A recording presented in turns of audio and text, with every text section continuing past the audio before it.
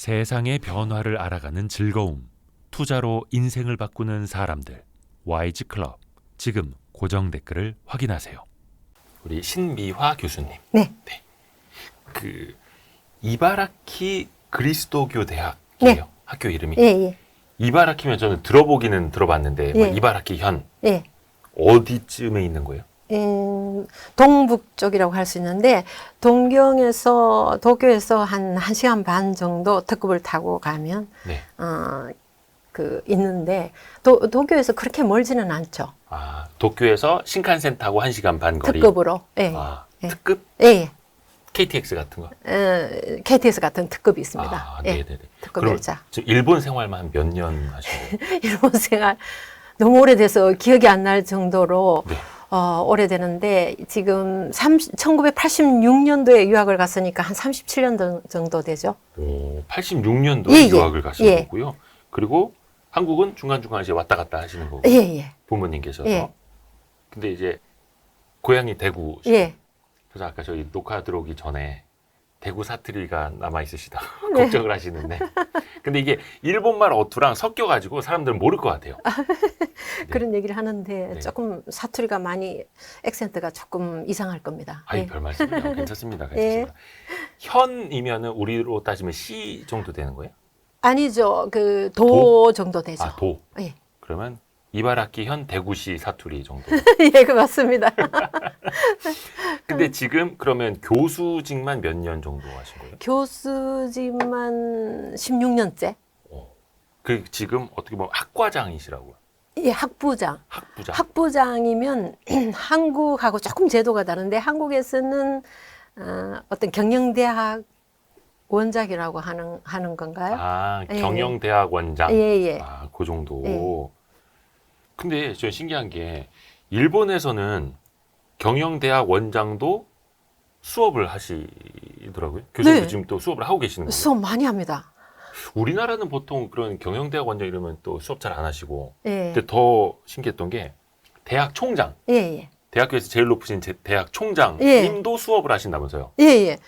그게 아까 말씀드렸지만 조금 그 한국하고 제도가 다른 게 한국에서는 대학에서 가장 높은 지위가 총장이라고 하지 않습니까? 그러면 이제 경영만 하시죠? 예. 대학교. 근데 일본에서는 방위대학 같은 특수대학 외에는 학장이라고 하거든요. 가장 높은 지위가. 네네네. 그래서 그 학장의 경우에는 물론 맘모스 대학, 아주 큰 대학, 와세다 대학이나 동경대학이나 이 큰 대학에서는 수업을 안 하지만 네.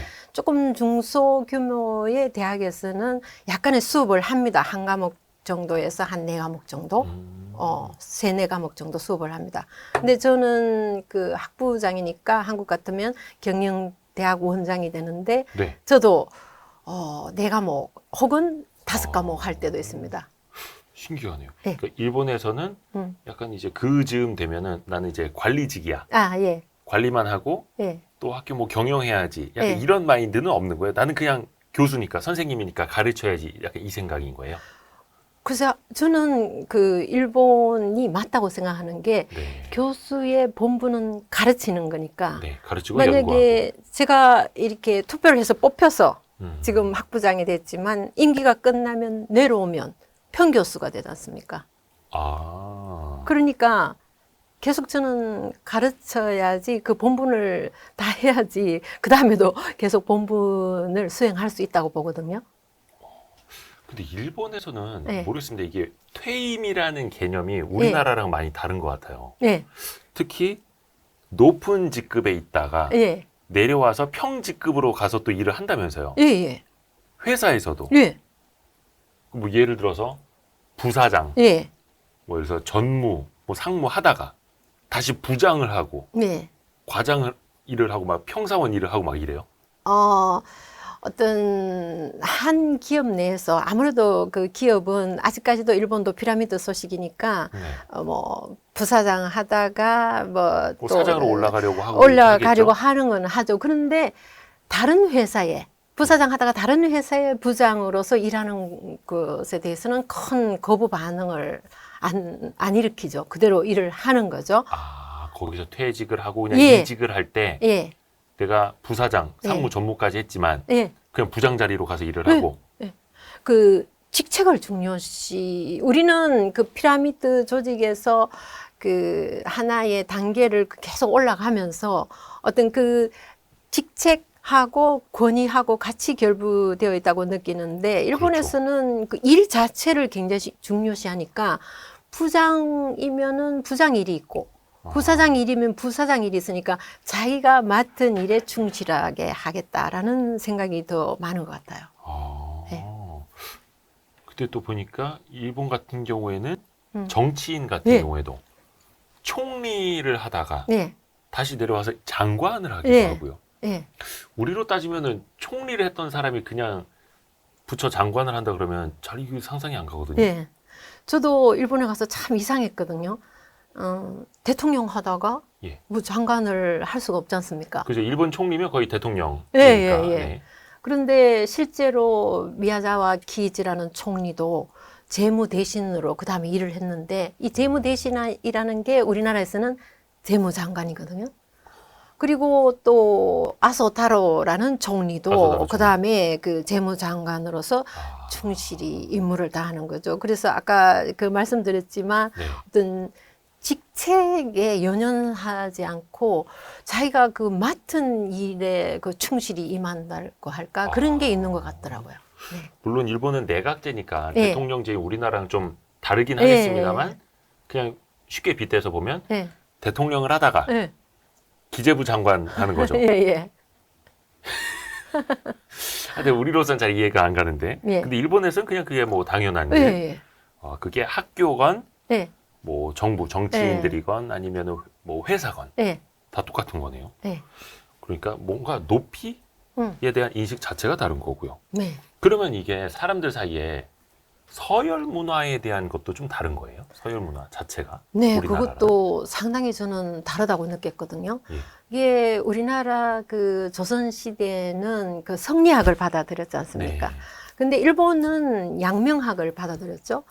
그 결과로 한국은 명분과 형식을 굉장히 중시하고 아하. 일본은 실리를 중시하죠. 아하. 그래서 그 조선시대의 형식과 명분을 상당히 그 중시하다 보니까 상하 그 신분을 강조하는 계층 질서의 문화가 탄생되었다고 보거든요. 아. 그 결과로 특권 계층인 양반이 탄생됐고 네. 그 양반이 되는 것이 권위로 연결됐다고 보죠. 그래서 한국인은 그 권위에 대해서 굉장히 그 극단적으로 약한데 권위가 그 없는 사람은 권위가 있는 사람에 대해서 그 어떤 예의를 갖추고 또 복종하는 게 당연시되는 그런 그 문화를 가지고 있는 것 같아요. 그죠. 내가 누군지 알아? 뭐. 그래서 네. 제가 가끔 이제 한국, 일본 왔다 갔다 하면서 인천공항이나 나리다 공항에서 이렇게 보면 멀리서 봐도 그 한국인 세리맨들이 4-5명 서 있지 않습니까? 그래서 막 얘기를 주고받지 않습니까? 근데 제가 멀리서 봐도 아, 저분이 사장님이구나 하는 거를 금방 알 수 있어요. 특히 공항은 그 의전 챙기러 나오는 사람들 많아가지고. 예. 예.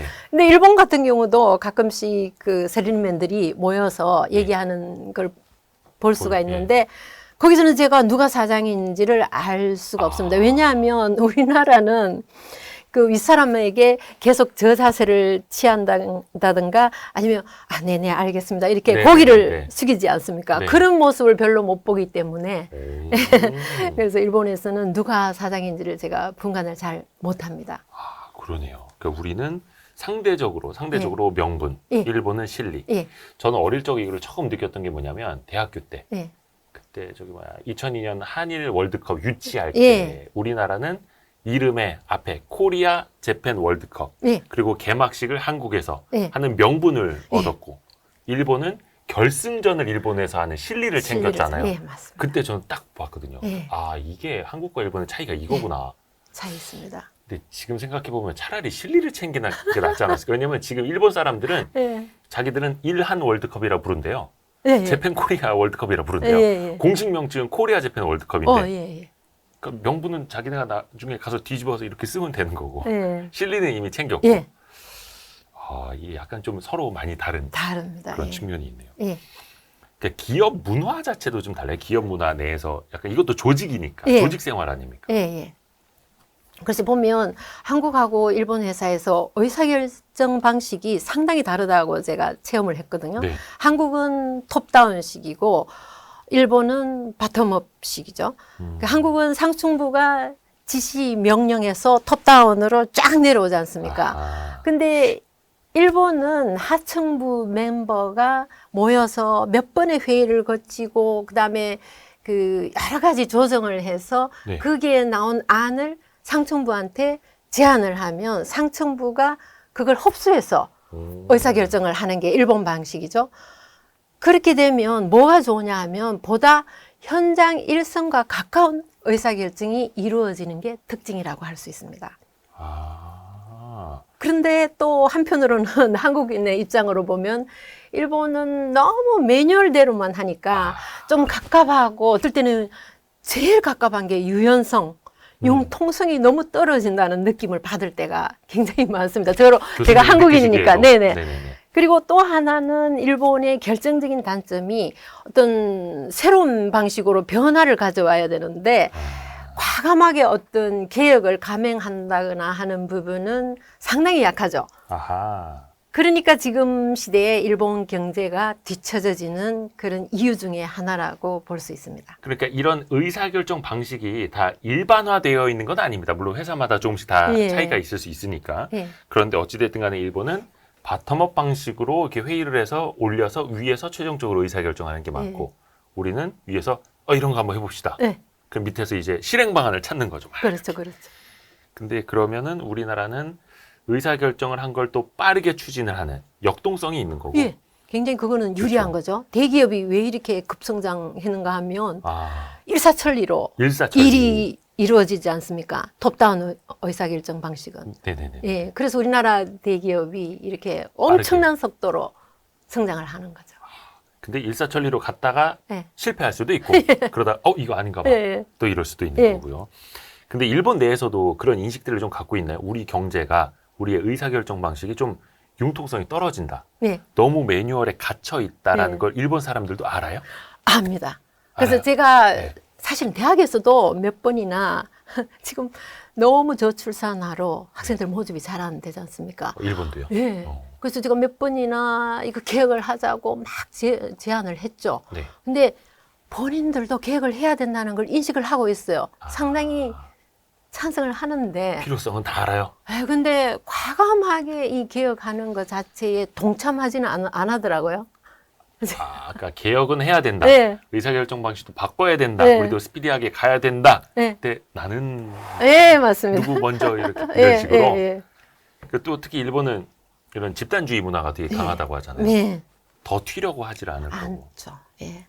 제가 하겠습니다. 이런 것도 안 하죠. 그러니까 저희도 그 염종순 대표님이랑 몇 번 이제 출연하셔서 네. 일본 문화에 대해서 많이 알려주셨는데 그 뭐라더라? 공기? 네. 공기를 느낀다. 읽어야 된다. 예, 공기를 읽어야 된다. 예. 그러니까 분위기 파악하라는 예, 얘기. 예, 되게 중요하다면서요. 예, 사람들 인간관계에서도 그런 거. 예, 특히나 회사, 조직에서도 그렇고. 맞습니다. 그게 결국은 예, 경영과 경제로도 이어질 수밖에 이어질 없는 수 거예요. 있습니다. 네, 물론 이제 어느 게 옳다 그르다라기보다는 네, 일본과 우리는 이런 차이가 차이가 있다. 있다. 예. 차이가 있다 정도로. 근데 또 우리가 또 많이 차이를 느낄 수 있는 게 호칭에서도 차이가 많이 있다 하더라고요. 예, 예, 우리나라는 예. 한번 이제 대표이사로 해서 퇴직을 하면 끝까지 어디 가도 대표님, 대표님, 예. 대표님. 낙선한 의원도 죽을 때까지 의원님, 의원님 불러드리지 않습니까? 예. 일본도 그렇습니까? 일본은 어때요? 네, 한국에서는 사회적인 그 지위를 존중하다 보니까 사회적 지위를 나타내는 전직의 직함을 그대로 사용하는 것 같아요. 그쵸. 이것도 아마 명분을 중시하는 것, 그다음에 체면을 중시하는 것 때문에 네. 오는 거라고 보는데, 일본은 회사나 대학에서 토업의 위치에 있다 하더라도 퇴직하면 무슨 상이라고 부르거든요. 이게 그래요? 한국말로 하면 씨죠. 무슨 이름을 붙여서 무슨 씨라고 부르죠. 네네네네. 그래서 지금 저희 대학에도 전 학장이 임기를 마치고 평교수가 되었는데 무슨 선생이라고 부르죠. 그러니까 현재 직위에 있을 때만 그 호칭으로 부르는 거죠. 근데 그게 저는 합리적이라고 봅니다. 과거에 뭘 했는가를 가지고 지금 현재는 그 직책에 있지도 않은 분을 계속 그 직위로 그 호칭을 한다는 거는 조금 비합리적이지 않을까 그런 생각이 듭니다. 그럼 예를 들어서 네. 어디 대기업 계열사에 네. 뭐 오너 바로 밑에 부사장까지 해서 부회장, 네. 홍길동 부회장 네. 이제 퇴직을 해요. 네. 그러면 홍길동 씨 이렇게 네. 부르는 거예요? 그렇죠. 그러니까 홍길동 상. 네. 전혀 거부 반응을 안 가져. 거부 반응이 네. 없어요? 우리나라에서는 그랬다가는 예를 들어서 부회장, 뭐 네. 부사장, 사장 출신한테 홍길동 씨 이랬다가는 네. 저희 사회생활 못하는 놈 네. 이렇게 될 텐데요. 네. 근데 거기에 대한 전혀 거부 전혀 반응이 없죠. 없는 거예요. 그게 아까 말씀드렸다시피 너무 명분도 중시하고 체면도 중시하는 사회라서 그런 게 아닐까 하는 생각이 듭니다. 그러면 일본은 그런 상대적으로 체면이라든지 네. 그런 걸 별로 안 차리는 거예요. 물론 그 체면도 약간 특히 나이 많은 분들은 네네. 조금 차리지만 그 정도가 아무래도 약하죠, 일본은. 아까 말씀드린 것처럼 실리주의가 이게 과연 실리적인가 생각해봐 따져보면 현재는 그분의 직함이 그게 아닌데 그걸 불려줄 필요가 없다고 보는 거죠. 그러니까 우리나라는 어떻게 해서든 전 대표, 예. 전 예. 의원 예. 이런 식으로 계속해서 좀 우대를 해드리려고 하는데 예. 그래서 약간 정치 쪽에서도 그렇고 예. 간혹가다 예. 누구 씨 이런 식으로 호칭했다가 막 난리가 나지 않습니까? 예. 예의가 있네 없네 일부러 비하하네 마네. 예. 근데 씨와 상은 똑같은 건데 예. 그러니까 우리네 인식이 조금씩 차이가 있다. 예. 네. 저도 뭐 퇴임 후에는 그냥 이대호 씨라고 불러도 되는 걸로. 근데 일본과는 참 많이 다르네요. 예. 문화상으로 많이 예. 다르고 인식도 많이 다르고. 근데 아까 기업 문화도 좀 이야기를 했습니다만 예. 조직 내에서 예. 협력하는 방식, 경쟁하는 방식도 인식적으로 좀 다를까요? 예, 일본하고 예. 다를까요? 어때요? 아까 그 권위주의 이야기를 했는데 예. 권위는 지위와 명예에 의해서 얻어지는 권력인데 그 권력을 잡기 위해서 우리는 어릴 때부터 치열한 경쟁을 하지 않습니까? 그렇죠. 유치원부터 벌써 영어 학원 가고 뭐 중국어 학원 가고 막 이런데 근데 일본은 신뢰를 기반으로 한 집단주의 사회입니다. 그래서도 그 상대방하고의 신뢰를 굉장히 중시하죠. 네. 전체가 번영하고 그 속에서 내가 번영해야 한다는 그런 원리이기 때문에 전체 속에서 협력을 하지 않으면 안 됩니다. 그래서 아주 재밌는 에피소드가 일본에서 큰 어떤 절을 짓거나 신사를 지을 때 그 아주 좋은 나무를 골라서 그거를 쓰는 게 아니고 네. 산 전체를 목수가 산다고 합니다. 근데 산을 보면 햇빛을 잘 받은 그런 나무는 쭉 곱게 나무가 네네네네. 뻗쳐 있고 네. 그 햇빛을 못 받은 나무는 못 이렇게 자라죠, 조금 별로. 네. 못 자라죠. 형편이 없을 수도 예, 있죠. 예, 이렇게. 예. 그런데 그거를 그 목수가 그 나무별로의 장단점을 살려서 그거를 잘 조합을 해서 사찰을 만들고 불각을 만든다고 하거든요. 일본은. 그래서 이게 물건뿐만이 아니고 기업에서 인재를 쓸 때도 마찬가지입니다. 그래서 일본의 그 종신고용 제도가 만들어졌고 기업 묘까지도 있는 거죠. 그런데 예를 들면 기준을 채우지 못한 약간 무능한 인재도 배제하지 않습니다. 일본에서는. 네. 그 집단 멤버의 공생을 지향하기 때문이죠. 그러다 보니까 사람과 사람 사이의 관계성을 중시합니다. 예. 그리고 그 상대방에 대한 배려를 상당히 중시하고요. 제가 그 아파트에서 예를 들면 10층에서 네. 엘리베이터에 타지 않습니까? 네. 그러면 그 다음에 이제 7층에 있는 사람이 그 다음에 눌러서 네, 타지 네, 않습니까? 그럼 7층에서 있는 탄 사람이 저한테 목례를 합니다. 남자든 여자든. 나중에 탄 사람이 예. 먼저 타 있는 사람한테 먼저 인사를 하는 거예요? 예, 목례를 합니다. 왜? 제가 그분이 누르지 않았으면 10층에서 1층으로 바로 빨리 갈 수 있는데 와. 그분이 내가 눌러서 미안하다는 거죠. 그것도 그래서- 스미마생이에요? 왜? 그러니까 들어가서 일종의 스미마생 하면서 목례를 하는 거죠. 오. 일본에서는 하루에 스미마생 한 30번씩 네, 한다고 맞습니다. 하는데 그리고 반대입니다. 내릴 때도 저는 아직 타고 있지 않습니까? 그런데 3층에 타는 분이 먼저 내리면서 스미마셍하고 목례를 하는 거죠. 오. 예.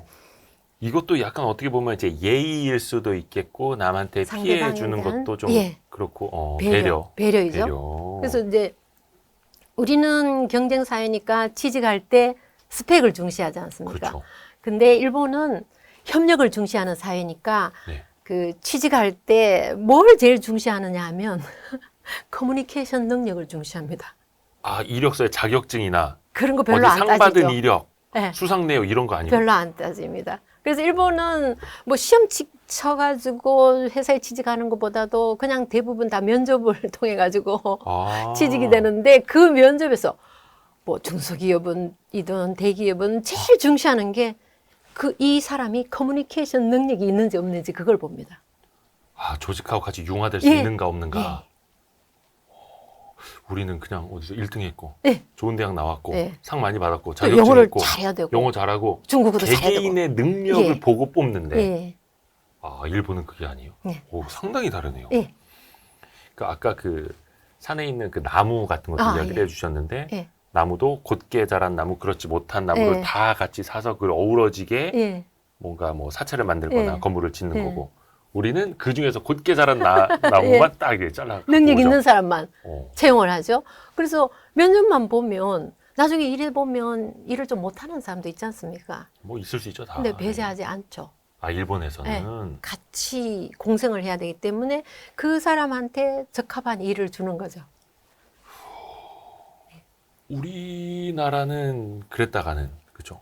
막 거의 그 인사고과 주고 누구 승진 먼저 하고 누구는 좌천되고 예. 거기서 막 자리도 거의 문 쪽으로 밀려나고 막 엄청 심한데 예. 그 일본에서도 답답하게 일 못하는 사람이 있을 거 아니에요. 예, 똑같은 예, 일을 예. 시켜도 예. 그럼 어떻게 해요? 끝까지 가르치고 막 데리고 가고 해요? 그래서 뭐 미국처럼 과감하게 내일부터 오지 마라 이런 소리는 안 하는 거죠. 그렇게 또 하지도 못하고 그죠? 사회 또 그럴 분위기가. 수는 없고. 근데 대학 사회도 마찬가지입니다. 대학에서 일단 뽑았는데 네. 교수로 채용을 했는데 너무 못 가르치는 거예요, 학생들한테. 그래도 나가주세요. 이 소리를 절대로 안 합니다, 일본에서. 정년퇴직까지 기다리는 거예요. 와. 아니 근데 그러면 네. 전체 조직 차원에서 보면 그게 기업이건 학교건 음. 피해를 보는 거잖아요. 조금 성과가 계속 뒤처지는 거잖아요. 네. 그 한 사람 때문에. 예. 그래도 그냥 같이 가는 거예요. 그러니까 아까도 말씀드렸지만 우리는 능력이 있어야 되고 경쟁해서 반드시 이겨야 되고 끊임없이 달려가야 되지 않습니까? 네. 일본은 협력을 협력, 같이 하고 가고. 공생을 하고 상대방의 배려도 하고 그런 사회가 되다 보니까 저도 답답할 때도 많죠. 어떨 때는. 아, 한국 사람이니까 예. 교수님도. 네. 예. 근데 이게 우리 입장에서 보면은 그런 일본의 모습이 답답하고 예. 우린 당연히 경쟁, 예. 서열, 예. 앞서 나가고 예. 빨라야 되고 예. 이건데 그럼 일본 사람들이 보는 한국의 문화가 더 이상하게 보일까요? 예. 아, 왜 저렇게 빨리 나가지? 왜 저렇게 모든 게 빨리빨리지? 그렇게 생각하는 것도 있죠. 한국 사람들 왜 저렇게 사냐? 막 예. 이렇게. 그런데 또 한편으로 보면 우리가 그렇게 해왔기 때문에 반드시 이 경쟁이라든지 그다음에 성과주의라든지 이런 게 꼭 나쁜 건 아닌 게 그렇게 해왔기 때문에 그렇죠. 또 세계에서 그 최빈국에서 음. 경제 성장 해가지고 선진국 10위권에 들어갔지 않습니까? 그렇죠. 그래서 이렇게 보면 일본이 지금 30년간 경제 후퇴를 하고 있지 않습니까? 그래도 이 사람들은 크게 답답하게 생각하지 않더라고요. 근데 우리는 뭐 급격하게 경제 성장을 해온 거지 않습니까? 네네네. 짧은 시간에 예. 압축 성장이라고 하는데 근데 그게 문화에서 차이가 나는 것 같아요. 와. 그 어떻게 보면은 문화의 차이, 생각의 차이 이런 예. 게 학교에서도 기업에서도 사회에서도 다 나타나고 예. 있는. 근데 결국 그거는 그 국민들이 선택을 한 거고. 그렇죠. 예, 그렇게 또 길들여졌을 수도 예. 있고 그게 현재의 모습으로 네. 나타나고 있는 거고요. 예. 재밌습니다. 예. 노후 이야기를 예. 좀 해볼까요, 교수님? 예. 사실 우리나라도 지금 이제 고령화 속도가 너무나 빠르기 때문에 예. 이제 곧 초고령화 예. 사회고 예. 정말 걱정이어서 근데 이 초고령화를 먼저 겪은 일본의 사례를 보면서 우리가 사실은 좀 타산지석을 삼아야죠. 그래서 교수님께 좀 도움 말씀을 구하려고 하는데 일단 일본에서는 노인들이 일을 많이 한다고 들었거든요. 네. 어느 정도예요? 네, 제가 그 도표를 하나 보여드리겠습니다. 이 도표를 보시면 아무래도 여성분들이 남자분들보다는 일을 덜 하죠, 일본에도. 근데 이제 남녀 평균 하면 60대 전반인 경우에는 합해서 71%가 일하고 후반인 경우에는 50%가 일하고 네. 70대 전반은 그 3분의 1 정도, 33%가 일을 하더라고요. 그래서 아무래도 남성분들보다도 여성분들이 일을 적게 하는데 네. 이게 그 남자분하고 여성분하고 평균을 하면 그 60대 전반인 경우에는 71%가 일을 하고 네. 60대 후반인 경우에는 50%가 일을 하고 70대 전반인 경우에는 33%, 3분의 1 정도 일을 하더라고요. 아, 남녀 합쳤을 때? 예, 예. 오. 야, 근데 저기도 보니까 60대가 남자는 82.7%. 예. 근데 잠깐만, 80. 남자도 80대가 41%가 일을 한다는 거예요? 아니요, 이거 70대 전반, 41%. 40일, 70대, 70대. 예, 예. 와, 70대도 10명 중에 4명이 일을 예. 하고 있다. 예. 오. 이유가 뭘까요, 이유가? 예. 고령에도 그래서 그렇게 일을 하는 이유가? 대체로 한 세 가지 정도 생각할 수 있는데 그 첫 번째는 이분들이 역시 정신적인 육체적인 건강을 위해서이고 네. 그다음에 두 번째는 사회 전체가 비교적 노인이 일하기 좋은 환경이더라고요. 한국보다는. 그다음에 세 번째로는 그 연금만으로는 생활이 힘들어서 수입 확보가 필요한 거죠. 역시나 돈. 네. 이것도 연금만으로는 생활이 안 된다라는 거는 우리나라나 일본이나 마찬가지겠네요. 예, 그 연금이 이게 지금 파이가 전체 파이가 점점 줄어들어서 연금으로만으로는 생활하기 부족한데 그 지금 현재 수명은 자꾸 길어지는데 연금은 줄어든다. 2021년도에는 0.1% 줄었고 2022년도에는 0.4% 줄어들었는데 아, 노인소득이 줄어드는 거예요? 예, 연금 전체 파이가 줄어드는 거죠. 그러다 보니까 개인이 받는 연금 액수도 줄어드는 겁니다. 해마다. 아하. 그러다 보니까 지금 20대, 30대는 자기들은 노후에 연금을 못 받는다라는 인식이 지금 강합니다. 우리나라랑 비슷하네요. 예. 아, 사실 우리나라보다 더 그 문제를 먼저 겪고 그렇죠. 있는 일본이고 예.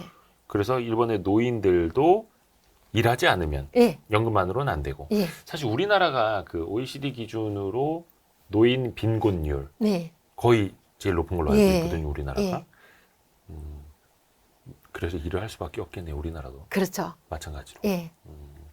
그러면 노년에 그렇게 취업을 하면 예. 노동소득은 그럼 괜찮아요? 어때요? 아, 예, 노동소득은 제가 그 연령별 급여를 보니까 물론 55세에서 우리나라하고 아마 비슷하죠. 그 59세 사이가 가장 피크이고 그다음부터는 산 모양을 합니다. 조금 떨어지게 그렇죠, 되는데 소득이. 네. 실제로 그 급여 실태를 조사를 해보니까 네. 65세에서 69세가 평균 338만 엔, 지금 N이 많이 내려갔으니까 한 네. 연봉 한 3천만 원. 어. 그 다음에 70세 이상이 그 300만, 평균 그 300만 엔이니까 연봉으로 하면 뭐 한 2,800만 엔? 이 정도 받게 되는 거죠. 아, 노후에. 예. 그러니까 예를 들어서 60대, 70대 일을 하게 되면은 예. 뭐 한 3천만 원에서 예. 뭐 2천만 원대 예, 후반 요 정도. 예. 그 정도면 그래도 뭐 노후에는 예. 생활은 되겠네요. 그렇죠. 근데 예를 들어서 뭐 이렇게 노후 일자리라고 해서 예. 돈을 더 많이 안 주려고 한다거나 예. 막 이런 것도 좀 있지 않을까? 아니면은 나는 연봉을 좀 깎아서라도 예. 조금만 받아서 나는 좀 일을 하고 싶다라는 예. 수요가 더 많거나. 예. 그거는 이제 자기가 스스로 조정이 됩니다. 아마 한국하고 같을 텐데 나는 60세부터 연금을 받겠다 하면 좀 적은 금액을 받게 되고 선택이 되는 거죠. 네네네. 나는 65세 아니고 70세부터 받겠다. 그러면은 연금 금액이 많아지는 거죠. 그렇죠, 현장에서 그렇죠. 받게 되고. 연금은 늦게 받을수록 예, 많이 받을 유리하죠. 수 있으니까. 예. 근데 우리나라 보면 사실 그 노인 일자리라고 하면 예. 단순 업무 예. 이런 게 많습니다. 아무리 그 현직에 있을 때 예. 대단한 일을 하고 많은 능력을 갖고 있었어도 예. 사실 좀 노후에 일자리 찾으려면 그냥 단시간, 예. 단순 업무 예. 이런 게 좀 많더라고요. 예. 일본은 어때요? 실제로 제가 그 조사를 조금 해봤는데 네. 내용 일부를 보면 그 많은 회사들이 경험을 쌓아서 숙련된 노인들에게 그 일자리를 마련해 주는 회사가 많더라고요. 예를 들면 여기 표에 보시면 네. 주식회사 요코히키 셔터라는 이거는 셔터 만드는 회사인데 우리는 셔터가 위에서 아래로 내려오지 않습니까? 그러니까 일본 말로 샷다. 예, 예. 이거는 이 회사는 옆으로 어. 옆으로 셔터가 열리고 닫히는 거를 전문으로 만드는 회사인데 아. 여기는 정년을 폐지했습니다. 정년 자체를 폐지했습니다. 잠시만요. 네. 95세? 예, 사망시까지 일한 사람이 있다고요? 예, 예. 그리고 95세에 일이 되나요? 되죠. 와, 대단하네요. 그리고 제가 뭐 조사한 바에 의하면 현역 100세인데도 그 화장품 회사에서 근무하는 분도 있고 와. 또 95세인데 맥도날드에서 그 일하는 그거는 그 아르바이트이죠. 아르바이트로 예. 일하는 분도 있고 93세인데 현역 총무과장으로 일하는 분도 있어요. 와, 90대. 예, 예.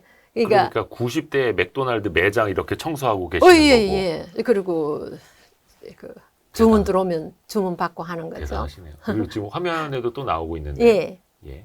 그리고 상화 피아노라는 회사도 정년 폐지, 그다음에 세라우 나츠모토도 정년 폐지, 가토 제작소도 정년을 폐지했는데 이 정년 폐지한다는 의미는 어떤 네. 의미인가 하면 이 회사에 그 일을 하다가 제가 그러면 정년이 없으니까 지금 100세인데 난 건강하니까 일 더 하고 싶어. 문제없이 일할 수 있다는 얘기입니다. 이야. 80세, 90세. 심지어 사람만 있다면 100세에도 일을 할 수 있다. 그러니까 그냥 일본에서는 그렇게 노인들이 예. 나이 많이 들어서 일하는 걸 그냥 당연하다라고 느끼는 어떻게 거고 보면 당연하게 느끼는 거죠. 능력이 있고 예. 그러니까 살아있으면 예. 회사에 취업을 시켜서 예. 일을 시킬 수도 있다라고 예. 생각을 하는 예. 약간 우리로 따지면은 예. 이게 물론 다 우리의 미래이기는 한데 예. 어르신이 재취업해서 예를 들어서 80대 어르신이 아무리 이제 건장하셔도 네.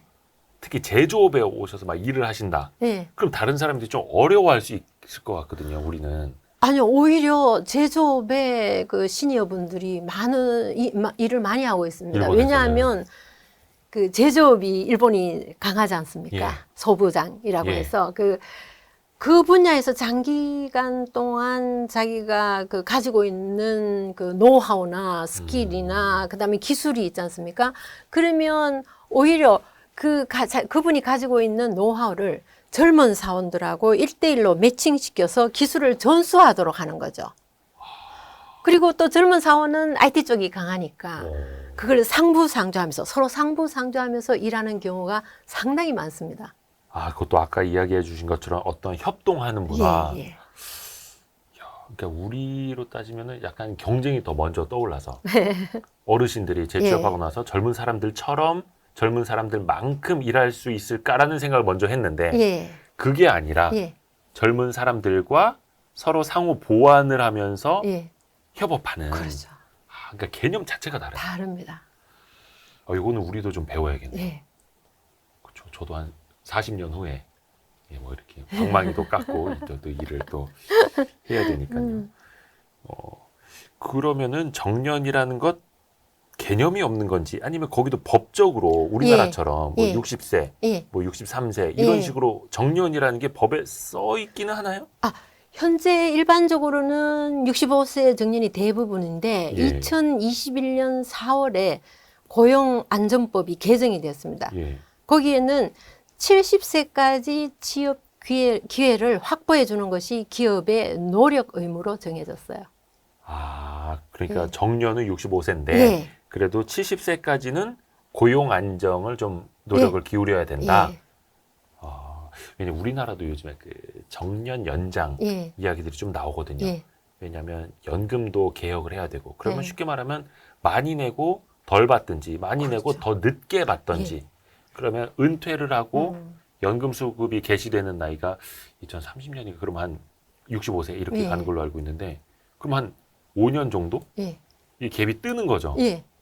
그래서 이거를 어떻게 우리가 소득을 대체해 줄 거냐. 예. 그럼 결국엔 정년을 연장을 해야 되는데 예. 그러면 또 기업이 부담스럽다고 하고 예. 그래서 이게 참 딜레마인데 예. 일본은 그 생각 자체가 그럼 다른 거네요. 네. 기업들의 생각도 다르고 또 이게 금전적인 거, 경제적인 것도 이유가 있겠지만 그래도 노년에 일을 한다라는 것 자체가 굉장히 의미 있는 일이잖아요. 예. 저는 일하는 자체가 그 자체가 행복이라고 봅니다.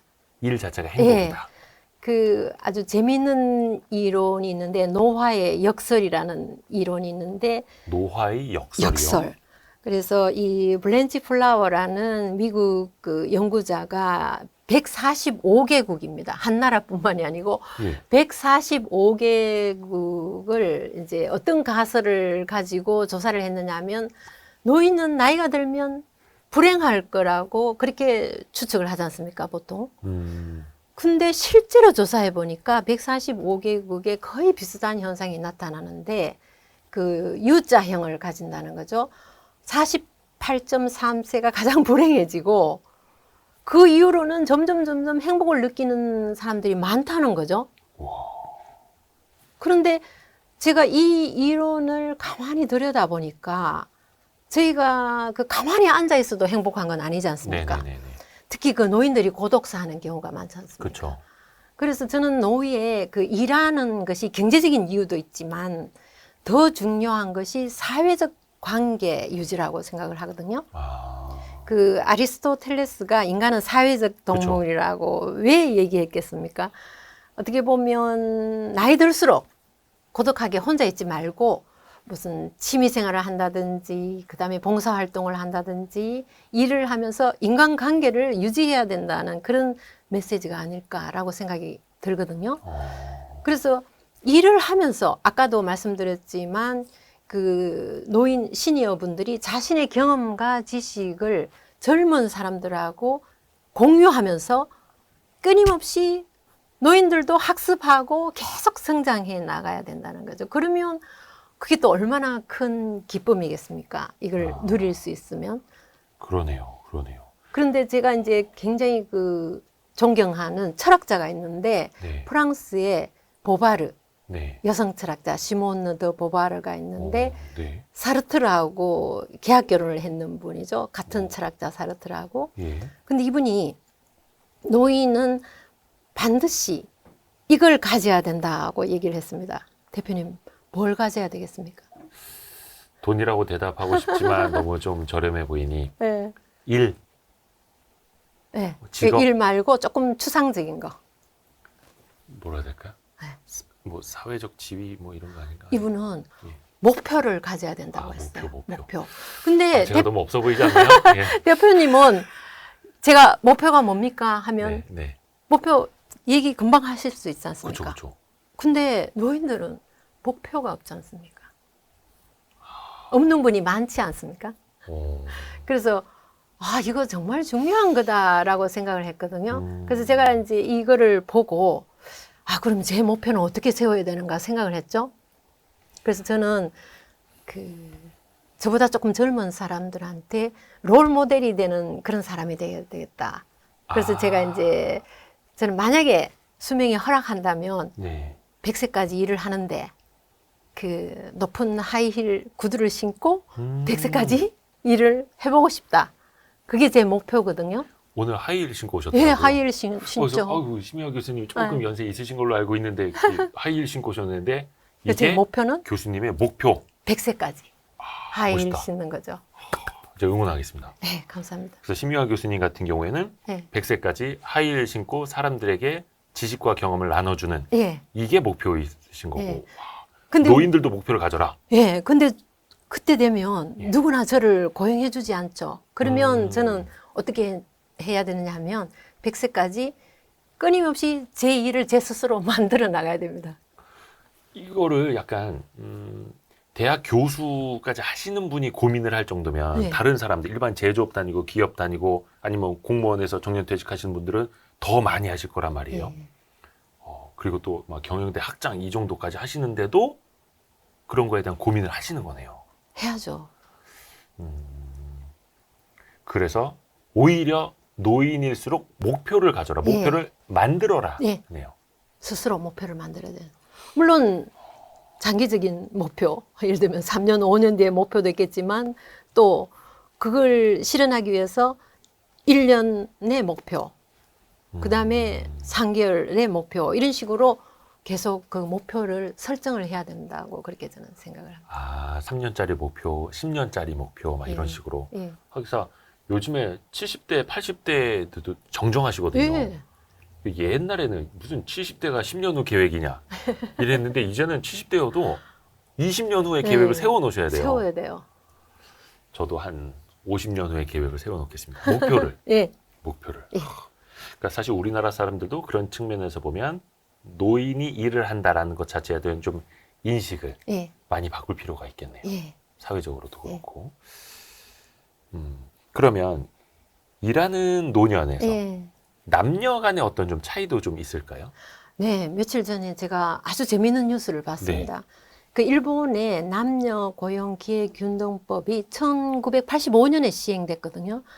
그때 85년에 졸업한 분이 지금 올해로 60세가 됩니다.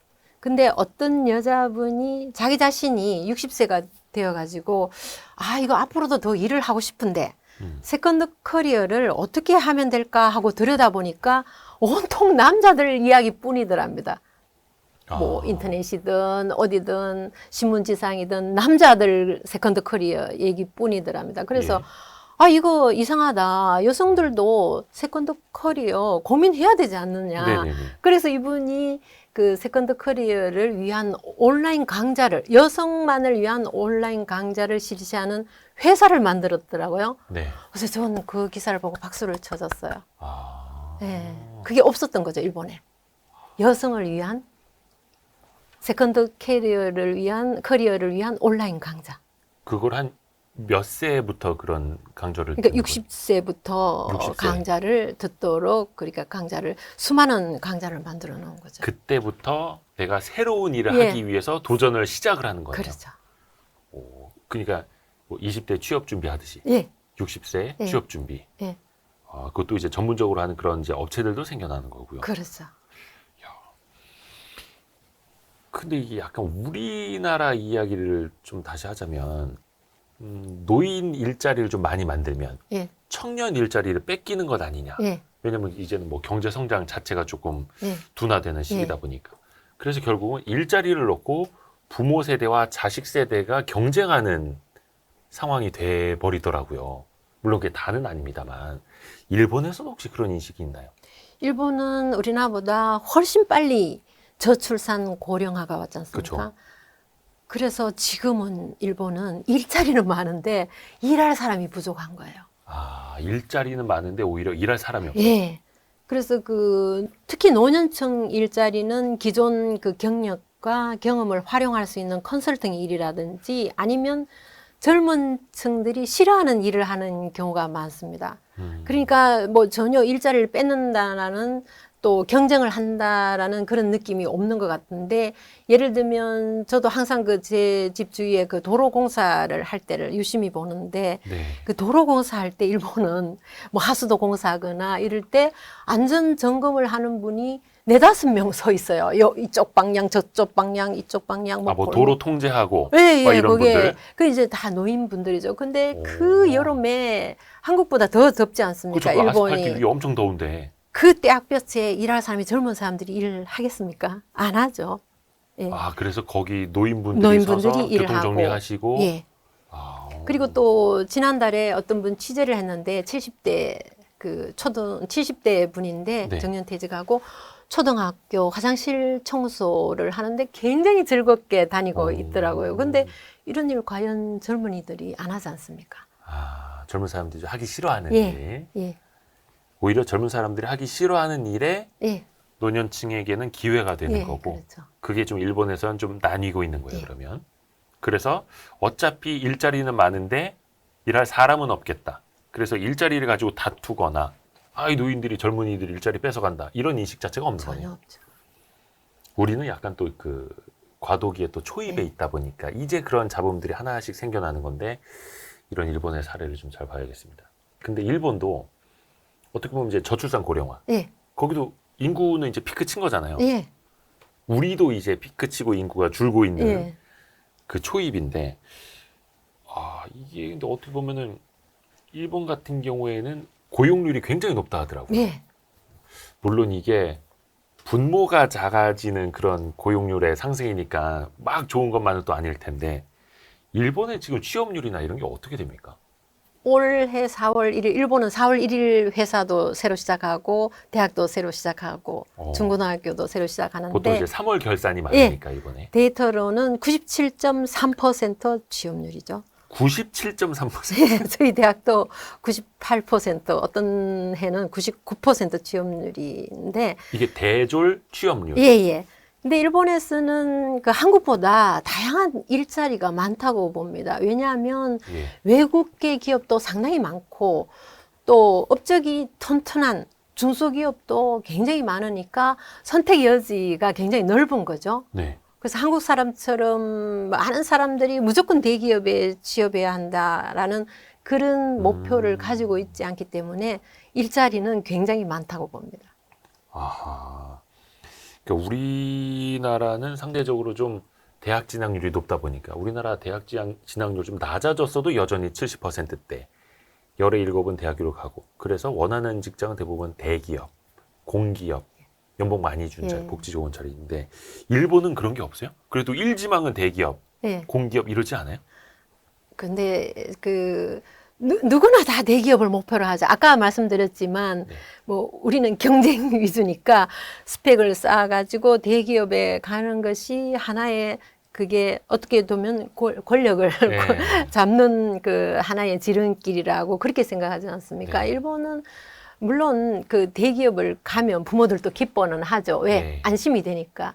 그렇지만 아까도 말씀드린 것처럼 굉장히 실적이 좋고 그런 그 중소기업이 층이 굉장히 두텁습니다. 한국보다. 그러다 보니까 그 중소기업에 지망하는 그 학생들도 굉장히 많아요. 그러니까 강소기업이라고 하는.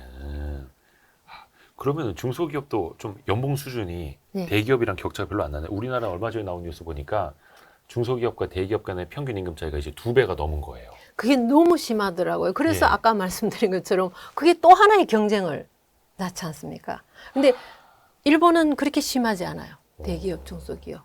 거의 뭐 별 차이가 없습니다. 제가 정확히 연도는 기억이 안 나는데 한 30년 전? 90년대 후반만 하더라도 대기업과 중소기업의 임금 격차가 30%가 안 됐더라고요. 네. 근데 지금은 거의 2.1배, 네. 2배 이상 차이가 나는 거죠. 네. 그러다 보니까 저 같아도 당연히 대기업 가고 싶어 하죠. 그렇죠. 그 인간의 본성이니까. 네. 근데 일본은 그냥 중소기업도 그 층이 두텁고 네. 여기 연봉이나 복지도 괜찮고 네. 그러니까 굳이 네. 대기업을 갈 필요는 못 느끼는. 그러니까 사실 우리나라 중소기업 같은 경우에 대부분 대기업과 거래를 하고 갑을 관계에 있다 보니까 영업이익률도 굉장히 좀 떨어지고 그래서 직원 복지나 네. 임금 수준도 대기업과는 이제 격차가 있을 수밖에 없는데 일본은 그 구조 자체가 다르니까 예. 구조적으로도 그래도 강소기업이 나올 수밖에 없는 거고요. 예. 물론 우리 일본도 그 자동차 산업이라든지 그런 거 보면 뭐 하청 기업이 네. 그 주변에 굉장히 많고 한데 조금 전에 말씀하신 것처럼 그 독자적인 기술을 가진 중소기업이 상당히 그 층이 그 두텁죠. 두터워요. 그리고 아까도 말씀드린 것처럼 조금 전에 그 갑을 관계, 뭐 갑질이라는 말도 우리나라에서 나온 단어지 않습니까? 갑질을 영어로 GAP, 예. 뭐 JIL, 예. 뭐 이런 식으로 써요. 예. 영어로 없다라는 거죠, 이게. 예. 그래서 그 아까도 말씀드렸지만 상대방한테 대한 그 배려 이런 게 저쪽 일본에서는 좀 더 그런 걸 중시하다 보니까 공생을 해야 된다는 아까 네, 말씀드렸지만 집단주의 우리는 공생을 해야 되고 그래서 그 절을 지을 때도 좀 그 아주 쭉쭉 뻗은 나무만 다 선별해서 쓰는 것이 아니고 이러다 보니까 그 거래처도 상당히 그 신뢰 관계를 가지고 존중을 하는 그런 사회죠. 아, 거래처도 하청업체도 예. 서로가 존중을 해주는 예. 그 하청업체 없이는 우리 대기업도 없다. 예. 이런 인식으로. 그래서 어떤 경우를 보면 조금 어떨 때는 답답한데 더 좋은 그 조건을 가지고 새로운 경쟁자가 나타나서 저희 제품을 좀 납품하겠습니다 하는 경우 우리는 그 경쟁 없죠. 바로 갈아치우죠. 안 치웁니다, 이 사람들. 아, 일본은 안 그래요? 네. 예를 들어서 네. 훨씬 더 성능이 좋고 네. 가격이 싸고 네. 이거 만들어 오면 네. 우리는 바로 이제 벤더 바꾸거든요. 근데 일본은 안 그래요? 일반적으로 아까도 말씀드렸지만 그 오래 거래하는 걸 이 사람들은 좋아해요. 오랫동안 거래하는 걸 신뢰관계를 그래서 장수 기업이 세계에서 제일 많은 나라가 일본이지 않습니까? 아, 그렇죠. 100년 이상 된 기업이 42,000사 이상이죠. 세계에서 기네스북까지 올른 그 거의 1,500년 가까이 된 회사도 있지 않습니까? 공고금이라는 게. 장수 기업이라는 게 정말 100년 이상 가는 기업들인데 그게 기술력도 좋지만 예. 대기업이 오랫동안 같이 끌어가주기 때문에 중소기업도 강소, 예. 장수 기업이 될 수 있는 거죠. 예. 근데 우리나라 같은 경우에는 현실적으로 어떠냐면 예를 들어서 이제 스마트폰 부품이 있다고 치죠. 예. 어떤 회사가 5,000원짜리를 만들었어요. 예. 근데 이 회사가 독보적인 기술이야. 그럼 이 대기업이 그거를 비슷하게 만들 수 있는 기술을 다른 회사에 살짝 알려줍니다. 야, 너네도 한번 만들어봐. 너네 한 4,000원에 만들 수 있을 것 같아. 예. 우리가 도와줄게. 예. 그래서 나중에 4,000원에 만들기 개발해서 두 회사를 경쟁을 시킵니다. 봐봐, 얘네 4,000원에 만들잖아. 니네도 내려. 예. 계속 내리게 하고 이게 나중엔 더블 밴드에서 트리플로 가고 예. 처음에 소울 밴드로 가다가 그럼 얘들끼리 이제 경쟁을 하다 원가 경쟁이 떨어지면 맨 처음에 이 기술 개발한 이 회사가 파산해버리고 그러니까 실제 막 이러거든요. 좋은 기술을 가진 중소기업이 튼튼하게 계속 오래 못 성장을 가요. 할 수가 없지 오래 못 않습니까? 가요. 구조 자체가. 그러니까 우리나라는 대기업 아니면 아주 약한 중소기업밖에 없는 거죠. 이 중간이 없어요. 맞아요. 네. 중간이 없습니다. 네. 그래서 우리나라는 그게 원체 빠르고 심해서 네. 5년, 10년 사이에 기업이 확 크기도 하고 예. 불과 2, 3년 만에 이 기업이 확 무너지기도 하고 예. 그러면서 역동성 있는 경제가 빠르게 성장을 했지만 뭐 일본 사례를 통해서 또 배울 점은 있어 보입니다. 혹시 그 일본 청년들 사이에서는 대학에 꼭 진학을 해야 된다. 예. 좋은 대학에 가야 된다. 이런 인식도 별로 없어요. 거기 대학 진학률이 많이 낮더라고요. 네, 저도 교육신문에 보니까 2022년도 대학 진학률 56.6%밖에 안 돼요. 그러니까 56% 정도. 대학에 꼭 가야 한다는 인식이 우리나라보다 훨씬 덜한 거죠. 아, 그 이유 중에 또 하나가 고졸 취업률이 97.9%거든요. 뭐만 하면 97%네요, 일본은.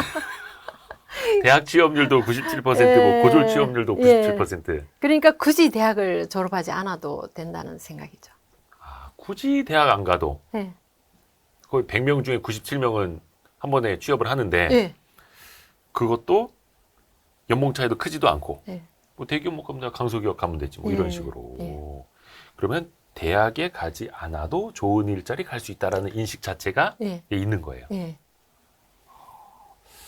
뭔가 좀 부럽기도 하고 우리나라에서도 한때 그 뭐 마이스터 고등학교라든지 예. 고졸로 맞습니다. 취업 예. 그리고 회사 일하면서 예. 대학 진학도 나중에 할 수 있게끔 뭐 이렇게 지원하는 문화 만든다고 한 예. 10여 년 전부터 그런 거 많이 했는데 그러면서 약간은 그래도 대학 진학률이 좀 낮아지기는 했다 하는데 예.